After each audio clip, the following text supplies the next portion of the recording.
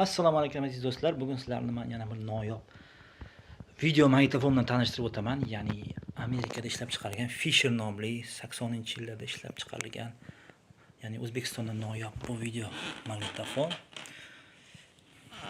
Kommentariy izohida kimda shunaqa video magnitofon bo'lgan yoki ko'rgan shularni yozib ketsa bo'ladi va yoki haligacha bor kimdadir kerak bo'lsa bizga murojaat qilsanglar bo'ladi va shuningdek ushbu videoni shunaqa video magnitofonga qiziqadigan do'stlarga jo'natib qo'yishga foydasi tegib qolishi mumkin.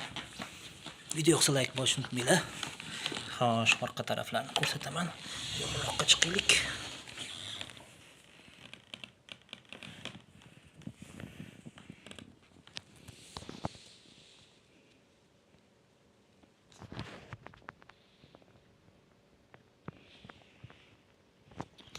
Shunaqa dizaynlik. Hozir tokka tiqib tekshirib ko'rsatib beraman. Tokka tiqdik. Yonda bitta o'zini knopkalari bor.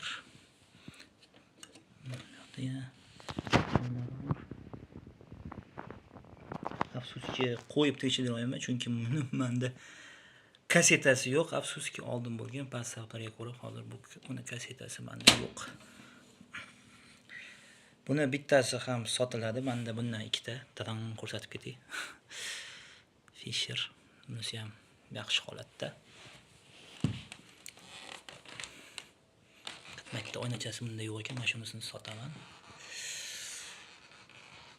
Bilasizlar, buni noyobroq, mega noyob video magnitofonlardan.